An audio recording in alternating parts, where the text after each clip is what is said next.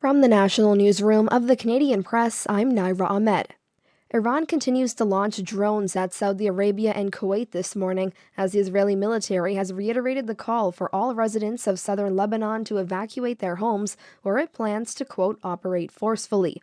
Israeli Prime Minister Benjamin Netanyahu vows strikes on Iran will continue in an effort to overthrow the government, while Iran's parliament speaker says, quote, "We believe that the aggressor should be punched in the mouth so that he learns a lesson." Since the war began, at least 1,200 people have been killed in Iran, 400 in Lebanon, 11 in Israel, and 7 U.S. service members have died. The numbers do not include those killed in international waters. In Palestine, Israel says it has killed 3 people who approached a line marking the Israel-controlled area in eastern Gaza. The war was top of mind last night in Ottawa, where MPs were debating in the House of Commons.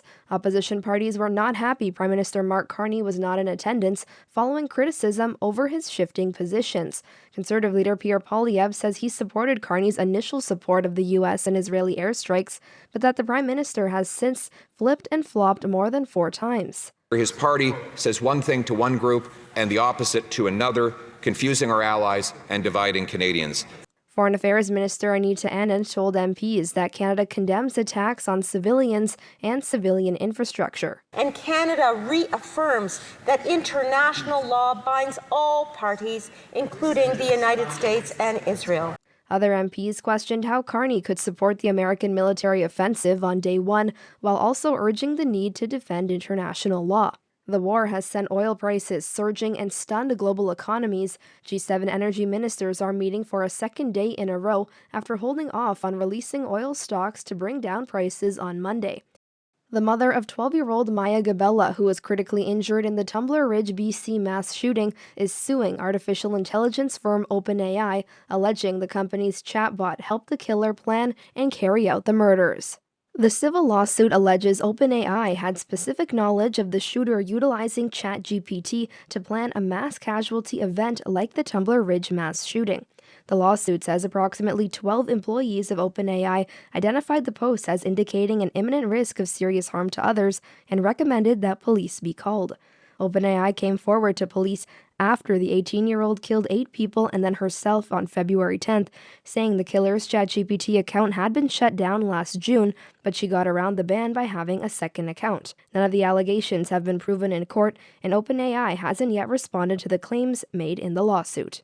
And TikTok is being allowed to continue its operations in Canada, subject to some safety conditions. The decision follows a national security review by the federal government. This is the Canadian Press. In sports, there are 13 games in the NHL tonight, including one in Montreal between the Canadiens and the Toronto Maple Leafs.